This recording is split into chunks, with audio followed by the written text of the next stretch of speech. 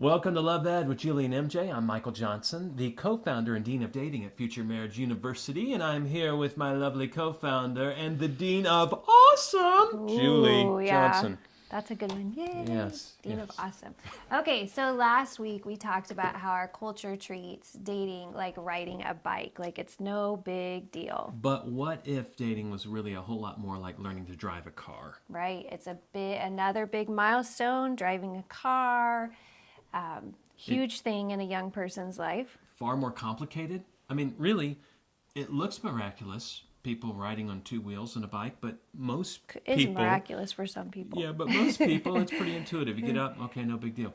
But driving a car, even though you got four wheels in the ground, seems like we got stability there. Hey, I did little driving video games when I was a kid. It's far more complicated. And more dangerous, more complicated, more dangerous. You're not really going to hurt somebody with a bike. And we talked about brushing off our little bumps and bruises, but a car accident is a very big deal. Ugly. Can hurt people, hurt yourself. And even when we say that, I feel like when we're comparing it to dating, that people are thinking, I know what they're talking about. They're talking about those sexual consequences if I lose my virginity or STD or unwanted pregnancy. And that's really not what we're getting at. No, those are all physical consequences. We're talking about what's really at risk is our heart, our emotional intimacy. Our heart is on the line. And that reminds me of, I took Holt to my oldest son. I took him to a Barlow Girl concert. The drummer, Lauren Barlow, shared a little bit of her story. And she said when she turned 16, her parents said that she could start dating. But she first had to ask God's permission. Oh, smart parents. That's kind of a setup.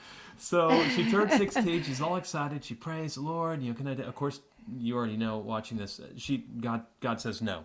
Lauren's like, why? Why can't I date? And she distinctly felt like she heard God say, because I made your heart far too precious to be passed along to one unqualified person to another unqualified person. And I'm listening to this, I'm like, I'm crying, and I'm hoping my 8-year-old son is like soaking this in, right? Well, when our son came home, that was not quite the story that he shared with me. He switched the word. Every time Lauren had said dating, he heard the word mating. So it sounded more like... My son comes home and tells my wife, Lauren Barlow's parents said as soon as she turned 16, she could start mating. What? But she had to ask God's permission. He said no, so she's not mating.